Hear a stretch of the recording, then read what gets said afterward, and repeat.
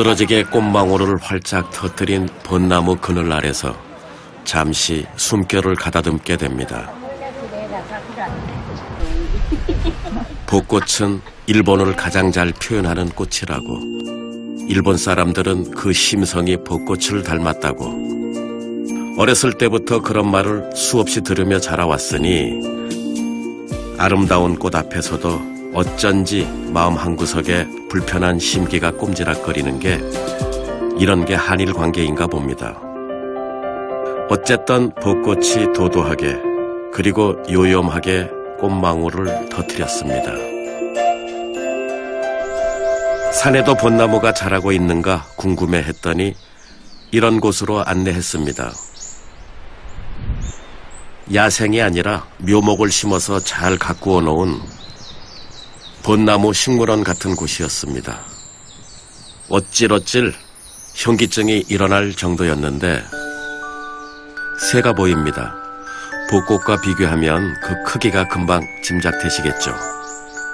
참새보다 작습니다. 아, 저 벌이 잡아먹히려고. 눈 가장자리에 흰 태가 있는 녹색의 작은 새가 벌 따위에는 전혀 관심이 없고 뾰족한 부리로 연방 꽃 속 깊숙이 고여있는 꿀을 빨아먹습니다. 저 새 이름은 동박새. 제주도에선 흔하게 볼 수 있고 부산, 진해, 더 위로는 대구에서도 간혹 눈에 띄는 텃새죠. 일본에선 눈 주위에 하얀 태가 있다고 해서 메지로, 번역하면 흰눈이 새 정도가 되겠습니다. 일주일 후에 다시 찾아갔더니 벚꽃의 황금 시절이 사정없이 퇴색하고 있었습니다. 그리고 이때부터 숲은 한결 더 싱싱한 기운을 내뿜게 되었습니다.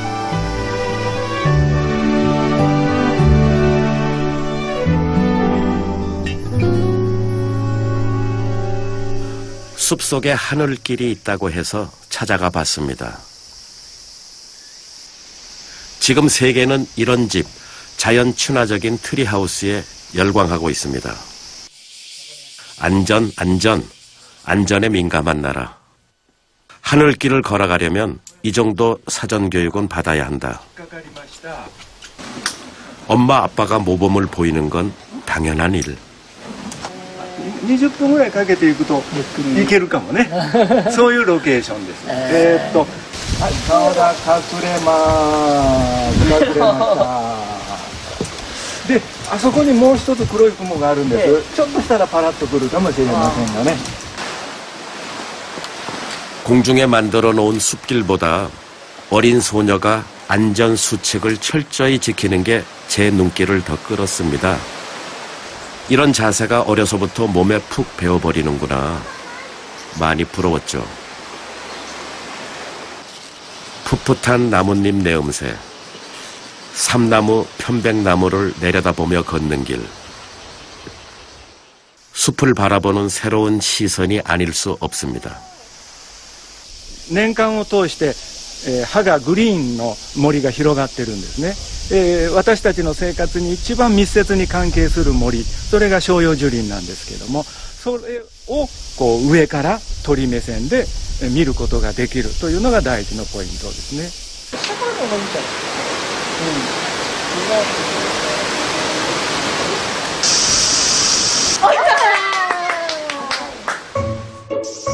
좀 전에 소녀가 던졌던 놀이개, 편백나무입니다. 엄마는 실패. 숲의 정령이 소녀의 얼굴에 웃음꽃을 피워놓았습니다. 오늘 이곳으로 가족을 데리고 온 이 아버지, 좋은 선택하신 겁니다. 원숭이처럼 숲속을 헤집고 다닌, 싱그러움에 넘쳐서 가슴속이 뻥 뚫리는 아름다운 추억을 부인과 딸에게 새겨놓았으니까요. 今屋久島の観光は皆さん山の高いところに行ってそれも自分の足でこう地面を踏みながら行ってまた同じ道を帰ってくるんですね。ものすごいダメージがあるんですよ、自然に。でまだ私たちは空中を歩けません。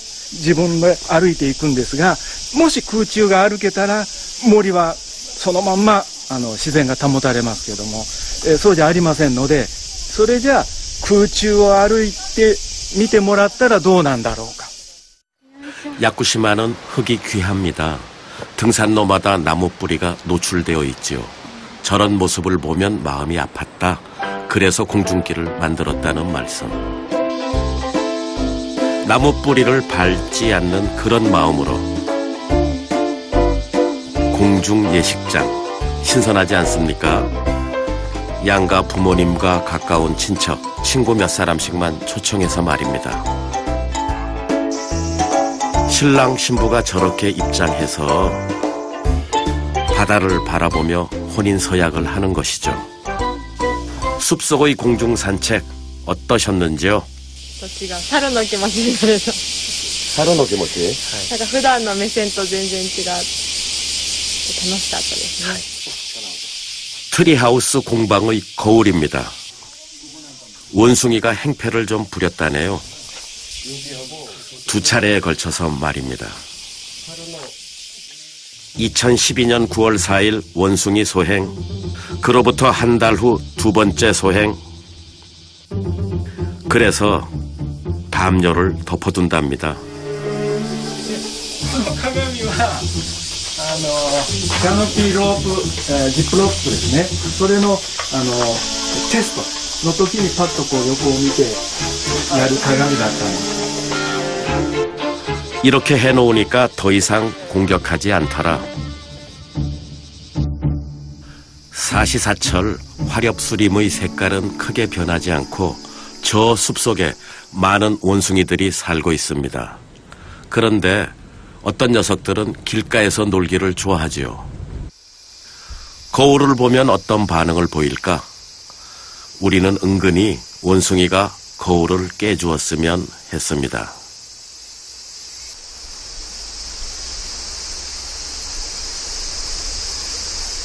취재팀의 희망과는 달리 평정심을 크게 잃지는 않았습니다.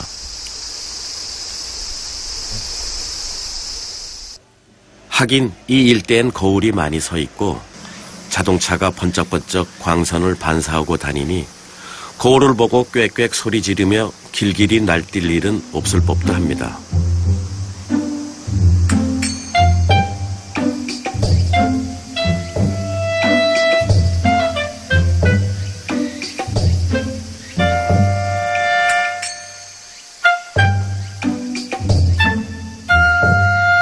엄마, 뒤에 아무것도 없네. 이 일대 폭력배 우두머리. 우리가 원퍽이라고 이름 붙인 녀석이 험상궂은 얼굴로 거울 침입자를 제압하려 합니다만 거울 뒤에 숨은 녀석도 없고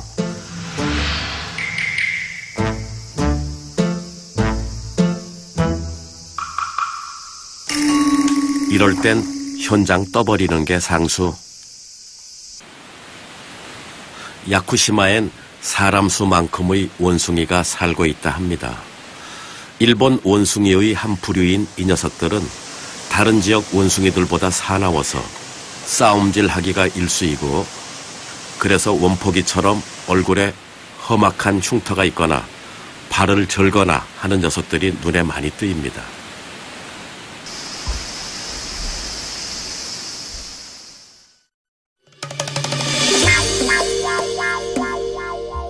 이빨 보세요.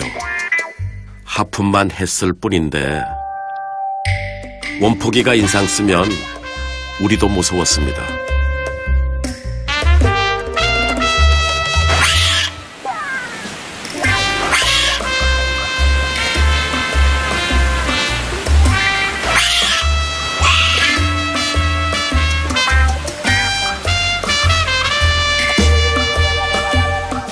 좁은 섬에 워낙 많은 원숭이가 살고 있어서 그런 것일까? 멀쩡히 잘 놀다가도 분위기 확 깨져버리는 건 예사이고 위험 인물로 간주당하면 미행 따라붙습니다. 무리의 수컷 중에서 가장 팔팔한 녀석이 여차하면 공격하겠다는 자세를 취하면서 말입니다. 例えば屋久島の猿は比較的喧嘩が多いんですね。で例えば、他の場所、金華山とか下北とか調査されているとこと比べて、屋久島の猿は怪我をしていることが多いんです。指が一本なかったりとか、耳が切れてたりとか、それは喧嘩をよくするので、私たちはそういう怪我の部分を使って識別をします。 야쿠시마 원숭이들의 특징 중 하나는 손발이 유별나게 검다는 것이지요. 또 털이 유난히 길게 자란다. 겨울보다 여름에. 外見で言うと小さくて色も黒っぽくてあと毛がゴワゴワしてます。一部には毛がゴワゴワしているのは雨がよく降るので雨弾きやすいようなコーティングがされているからっていうふうに言われてますね。 일본에서 비가 가장 많이 내리는 야쿠시마. 오죽하면 한 달 35일 비가 온다는 말이 다 있을 정도죠. 기다랗게 자란 뻣뻣한 털이 비가 안으로 스며들지 않도록 막아준다는 겁니다. 자, 이제부터는 같은 포유류끼리, 그것도 유전자가 거의 비슷한 아주 머나먼 우리 친척들의 먹거리, 주로 뭘 드시며 사는지 알아보도록 하겠습니다. 얼핏 원숭이는 철저한 채식주의자가 아닌가? 나뭇잎이나 열매를 주식으로 삼을 것이다. 그렇게들 생각하실 테죠. 우리 눈에 뜨이는 범위 내에서는 그렇습니다. 잘 보셨겠지만 입이 좀 고급이죠. 생선뼈 바르듯 잎새만 골라 먹습니다. 그러나 열매가 있는 한 야쿠시마 원숭이들은 온통 열매에만 집중합니다. 이파리 따윈 거들떠 보지도 않지요. 허겁지겁 열매를 따먹는 것 같지만 저건 식사가 아니라 채집, 모아서 담아가는 겁니다. 아기를 안고서 열심히 열매를 따는 저 엄마 원숭이도 보세요. 턱 아래가 불룩하지 않습니까? 하나씩 꺼내 먹습니다. 대개 씨가 딱딱한 견과류라 먹는데 시간 좀 걸리지만 꼭꼭 씹어 먹으니까 건강에도 좋을 것 같군요.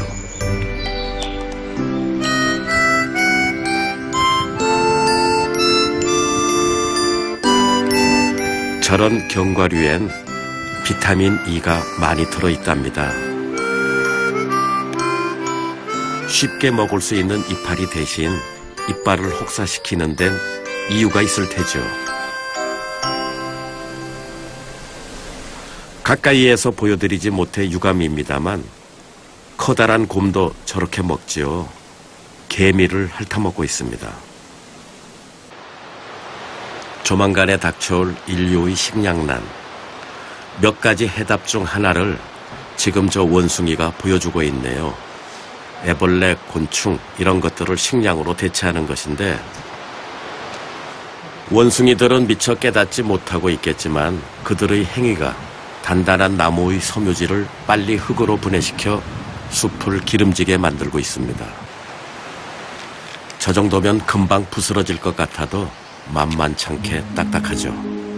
그 속에는 나무의 섬유질을 파먹고 사는 녀석들이 숨어있고 원숭이들은 놀라운 집중력으로 곤충이나 애벌레를 찾아냅니다.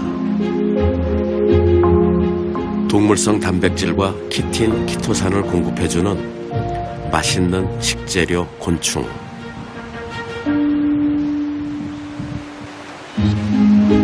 우리나라 농촌진흥청에서도 곤충의 식량화, 집중 육성 사업으로 선정해서 지원 많이 하고 있으니 야쿠시마 원숭이가 이 분야에선 선진 창조의 길을 먼저 걸어가고 있는 셈이죠.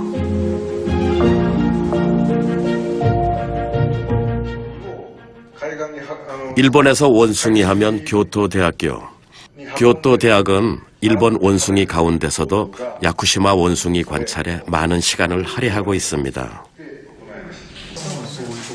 야쿠시마 학회 설립 총회가 있던 날 취재팀은 원숭이 관련 부스에서 대단한 횡재를 하게 되었는데 야쿠시마 원숭이는 이렇게 살고 있어. 친절하게 설명해주는 바로 이분. 아이의 호기심을 한껏 자극시킵니다. 사와다 씨는 1년에도 몇 달씩 서부 임도의 원숭이들과 함께 생활하다시피 바짝 붙어서 관찰하고 그 내용을 동영상에 담고 있습니다. 이 섬의 가이드들도 몇 년에 한 번 볼까 말까 한 진귀한 모습. 사와다 씨가 최근에 가장 관심을 갖고 연구하는 부분은 버섯.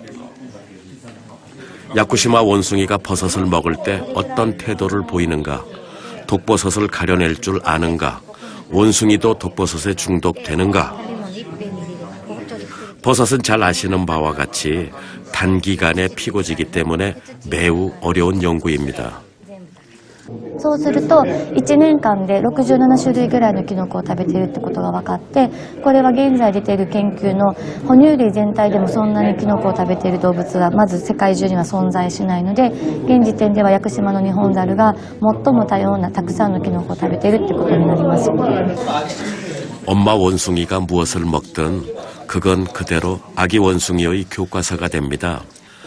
그러니 아무 버섯이나 함부로 먹었다간 귀한 자식에게 치명적인 사고를 초래할 수 있으니 독버섯은 잘 가려내야 하지 않겠습니까? 만약 독버섯을 손에 잡았을 때 먹기를 망설이는가, 독이 있다는 끼임새를 알아차리고 무슨 식으로든 검사를 하는가. 取ってる段階でどうも見極めているっぽい。検査をせずにすぐ食べるものは毒キノコであることが少ないし、検査をするときっていうのは毒キノコである割合がすごい高いってことが分かったんです。ただ毒キノコ自体をその検査で回避しているかっていうとそうじゃなくて、最終的にはちょっと食べてみて味覚と事前の知識で判断して毒キノコを回避しているっていう結果になりました。 사람에게 독이 된다고 해서 반드시 원숭이도 중독이 된다는 법은 없으니까 민감하고 까다로운 연구가 아닐 수 없네요.